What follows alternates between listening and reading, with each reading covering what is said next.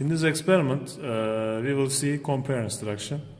Compare instruction is used to compare two values, and between the two values there is a condition. If the condition is met, the output is activated. If the condition is not met, it is not activated or deactive. Okay.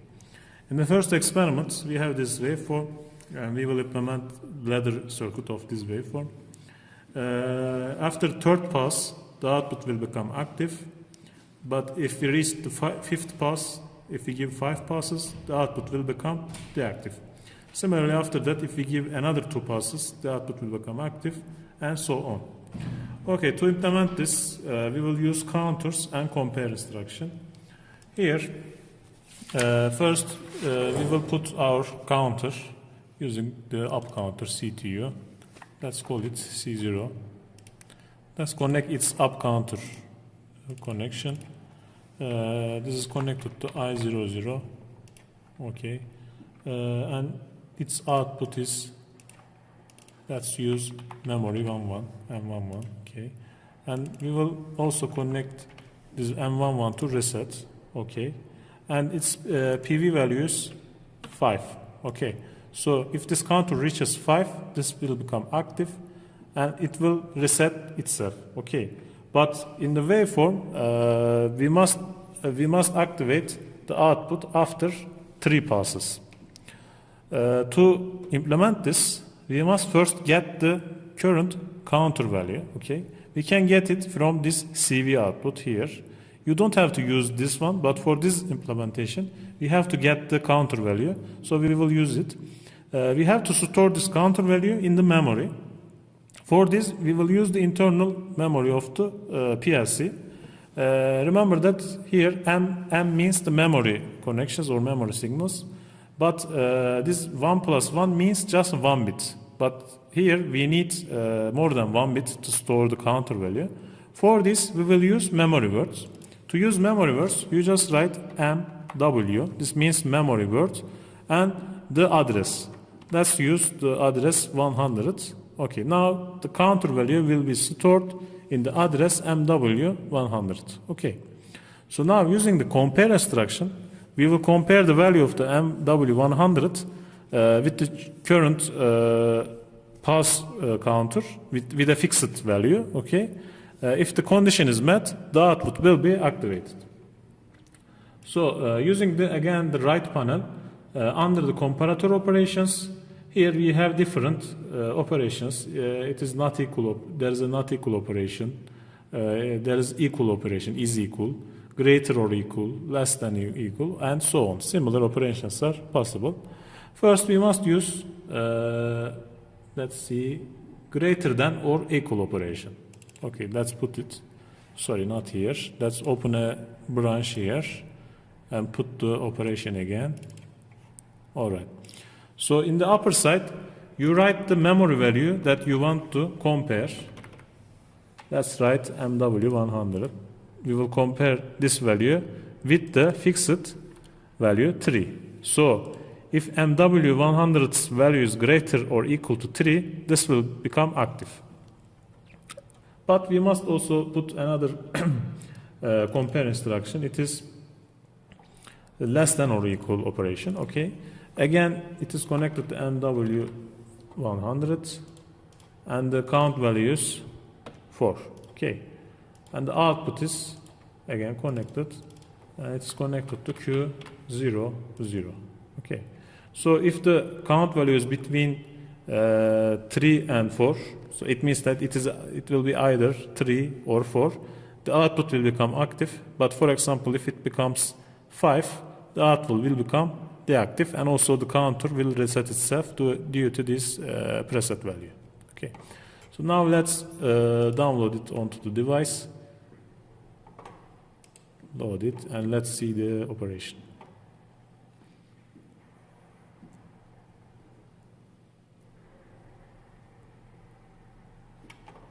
Let's enable monitoring. Okay, initially the counter value is 0. Let's give pulses 1, 2. You see the output is still deactive, and 3.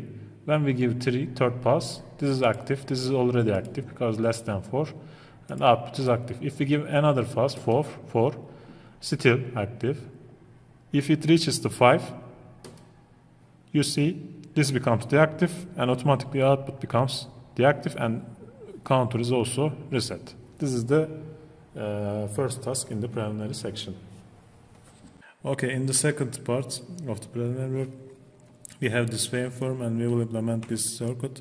Here, again, it consists of two parts. In the first part, if we give a pass to I00, the master switch, the Q00 is activated.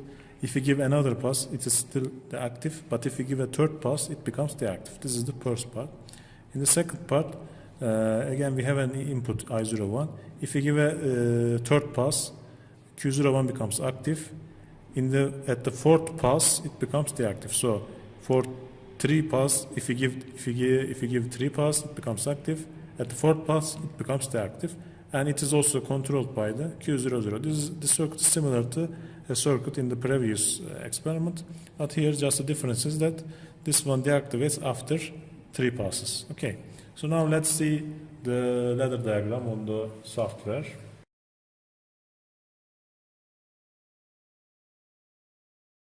Here, this is the first part. We have connected an up counter. The counter preset value is 3. After it reaches 3, it will deactivate itself or reset itself because the output is M21 and it is connected to reset input of the same counter. Okay, but here also we are using the comparator operations, compare instruction. Here we compare the value of this address, memory word 102 with 1. So if it is greater than or equal to 1, the output is active. Until this condition is not met, it stays active. So for the counter value of 1, 2, it is active, but at 3, because the counter resets itself, count value becomes 0, so MW102 becomes 0, and the output becomes 0. In the second part, again we have a counter, and its preset value is 4. So we give pulse with I01 input here. So for the counter values of 3 or greater than 3, this becomes active. Okay. Notice that here we also connect Q01 between the output and the comparator because this main part, the first part, also controls the second part. So after this reaches 3, this becomes active, this line energized. But if we give another pass, if this count value reaches 4, the output becomes active and it resets itself, and the count value becomes 0 and the output becomes 0. Also similarly, the reset is also connected to Q01 in parallel. So if this Q01 output is deactivated, automatically this counter is reset. So let's see the operation. Enable the monitoring. Alright, here I will give just one pass and you see the first part is activated. If you give another pass, it still stays active. Count value is 2. If you give a third pass, it becomes deactive. So let's activate it again with a one pass. Let's see the second part. Okay, count value is 0. Now let's give passes to this counter. 1, 2, still deactive. 3, this becomes active because of the comparator. Okay. Now I will give a final pass, a fourth pass, and it will become deactive. Okay. So this is the second part of the preliminary work. In the third part of the experiment, we will basically implement a latch circuit with a counter, with using counters. In this part, if you press a button one time, it will start a motor, but if you press the same button another time, it will stop the button. So this circuit will act as a start-stop circuit. Okay. Here we have implemented it using the counters. We have put a up counter here, and we have connected the I00 input to its up count input. Okay. So if here in the second line, we have connected a compare instruction is equal condition. So this checks this address, the count value with this fixed value 1. If it is equal to 1, this address value is equal to 1. The value stored in the address is equal to 1. This line is activated. If it is not, it will be deactive.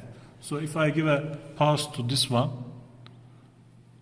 like that, you see the count value becomes 1, and the value in this address also becomes 1. Because 1 is equal to 1, this output is activated. If I give another pause, and if this becomes 2, it will activate this output, and in turn it will reset this counter. Let's see it. Okay, you see it automatically deactivated the counter and also the output. So this is a start-stop circuit or latch circuit using counters.